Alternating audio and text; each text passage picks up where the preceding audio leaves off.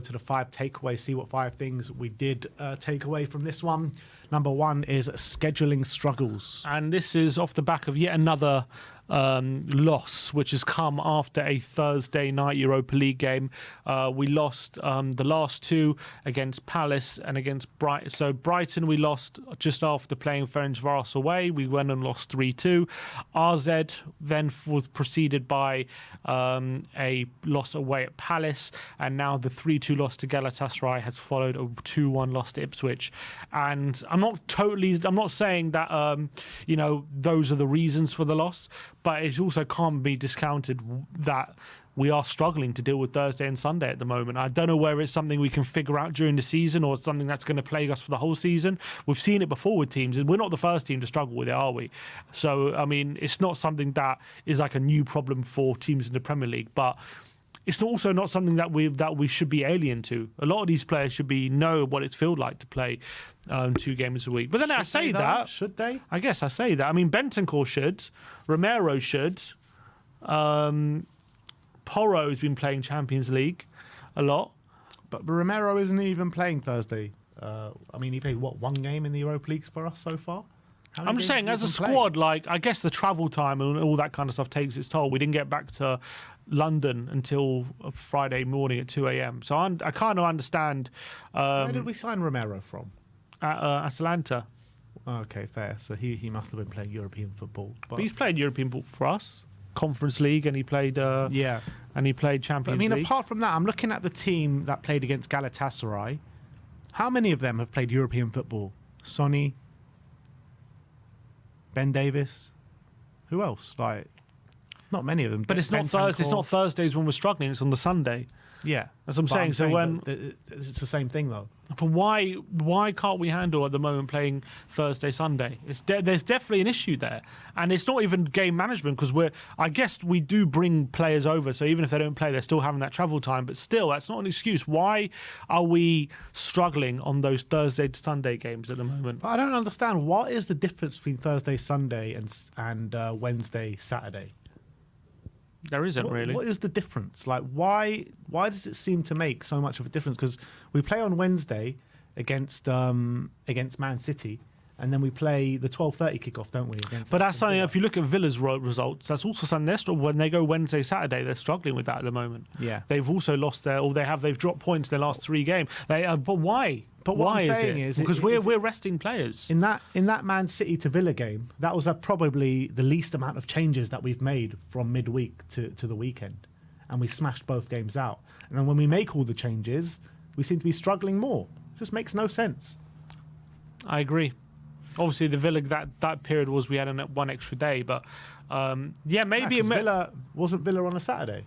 It was Sunday, no? Was it Sunday? Was it on a Sunday? Oh, it was 2 o'clock Sunday. Yeah, you're right. I thought it was the 12:30 game. That was the West Ham game. But still, maybe we should be try and keep a consistent lineup, and maybe that consistency will help. I don't know, but then but when you're playing the Premier League, when you're in the Premier League, you're going from week to week as a consistent lineup. You're not losing consistency just because you're resting players on a Thursday. Surely, I don't know. But there clearly is an issue with us playing Thursday, Sunday at the moment. Yeah, and it's there for all to see. Number 2 is battling Bentancur. Yeah, and I think he was the one, if you were to single out a player who did all right yesterday and probably deserves some credit, is Bentancur. I mean, his numbers are pretty strong. 9 out of 13 duels won, 3 interceptions, 7 tackles, which is a monstrous number. He assisted Solanke's goal, which got ruled out as well, unluckily, and he also obviously scored the goal, which got us back in the game at 2-1. And if it wasn't for Bentancur, probably could have been a lot worse. So, yeah, he deserves some credit, Bentancur, for his performance, and I think he's been in decent form recently. Yeah, I absolutely agree. I remember turning round to Amir at some point, I think even during the first half, the latter stage of the first half, saying Bentancur was the only one that's coming out with credit so far. I really enjoyed his performance, battling Despele. When you talk about a lack of aggression, he definitely didn't have that. He was definitely one of the outliers in that situation. So I commend Bentancur. I just wish some of the other players had that mentality that Bentancur has, because I thought he showed it in abundance on the weekend. So big up to Rodrigo. It's just a shame none of the other players had that. Number 3, slow start again. 13 of our past 15 games at home we've conceded first, and albeit a lot of them we have been able to come back and win, which, you know, that stat that, you know, we do come back and win a lot of these games. You can't keep going behind the way we do, and I don't know whether it is like we just feel like we can outlast teams, so we'll just turn it on in the second half and win the game, or whatever it is. But it's just there for all to see. For all these home games, we are starting slow and we are giving the opposition the advantage, and it's going to catch up with you at some point, and it did yesterday. And I don't know why we can't seem to turn it on in the first half or start well in these games. Yeah. Even go back to last season, remember, like Burnley and Luton, going behind in those games as well. We turned it around. But wasn't that an issue under Conte as well? Like, where we just came on strong in the second half. Yeah, but we were really poor in the first half. We wouldn't turn it around. We would like lose. we would lose 2-1 instead of like turning it around. But it's still like it's a similar thing though, where we were poor in the first half and then good in the second. In half. the Conte second season, yeah, it was definitely. So I mean, like, but it's a different team, so I don't know how much we can say it's the same problem. Yeah, I don't know. I don't understand it. I don't get it. But you know, it wasn't sustainable, and that showed yesterday. Like, you can't just keep going behind and expect to claw it back every single time. You can maybe claw it back the majority of times, but there'll be times you come unstuck, and yesterday was one of them. Mm-hmm. Next up, number 4 is Robin Hood. And this is Tottenham being the Robin Hood of the Premier League, taking from the rich and giving to the poor. We've beaten the likes of Aston Villa. We beat Man City in the Cup. We beat Man United at Old Trafford. And then we drew with Leicester. We gave Palace and Ipswich their first wins of the season. I mean, I don't know this off the top of my head, but I wonder when the first time that someone has given 2 teams their first wins of the season. I wonder when the first time that's been this season. I bet you it was Tottenham, but I don't know. I mean, last season we were really consistent. Someone against the pull out that stat, please. I want to know who it was. It's got to be Tottenham. Last season, I think we won every game against all the teams in the relegation zones. But this season, for these 3 games, we haven't played Southampton yet, but losing to Palace, losing to Ipswich, and drawing with Leicester, and that is big alarm bells. When's the last time that we did lose to a promoted team? Because haven't we usually been really good against promoted we sides? are. Not usually very good. I don't know. Last time we lost to a promoted team, because last season we didn't, I think. Was Southampton a promoted side when we beat them? When we lost them 3-0 under Conte? No, I don't think so. No. They weren't. We didn't lose 3-0. We drew 3-3. 3-3. Felt like a 3-0 yeah, loss. we felt like a loss. The last time we lost... maybe when Burnley beat us under Conte, maybe? Burnley beat us under Maybe, Conte. I don't know. I don't know if they were promoted side back then. Maybe not, actually. Didn't we lose 1-0 to Burnley at home under Poch? Or was that 1-1? I don't think we lost them at home under Poch. Don't remember that. I can't remember. But anyway, that's what we are. And it's very frustrating.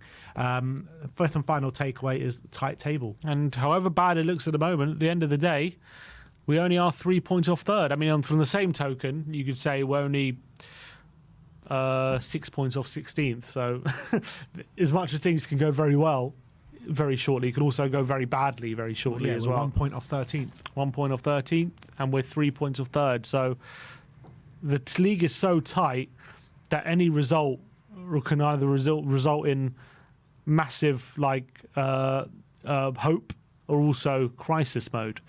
And it's a very interesting dynamic at the moment, because you could be 3 points off third yet you're in crisis, and then also you could also be in a position where you're not far off 13th, and maybe you think you're doing well. It's just a very interesting season at the moment. But all the point is as much as however bad it seems right now, all is not lost. And if we can get a few unexpected results, all of a sudden you're right up there again. Yeah. It's just, I mean, it's so hard to just look at that after the performance and the result we did have yesterday. They are creeping in quite regularly over the past month or so. So, look, we've got to dust ourselves off, see how we respond after the international break, but it's not going to be easy. City away, probably the hardest game in the Premier League calendar. Bring them on. We got next. So it would be classic Spurs to go there and win. The deck he had. It would be classic Spurs to go there and win, but I mean, I've just got after yesterday. I'm just so depressed. Like You got 2 weeks to spew over it. I mean, I'm more depressed like after this result than I was after the Palace game, and I was so depressed after the Palace game. So I just thought like we were building a fortress here at Tottenham Hotspur Stadium. I really believed that, and to see that performance and that result against Ipswich was just so hard to take. It really was. Don't disagree. And it just brings so many questions.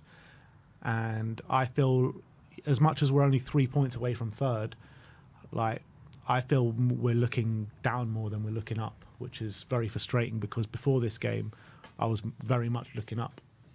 Oh, I'm looking up still. Yeah, well, good on you, mate. Good on you. But that is the 5 takeaways from the game against Ipswich.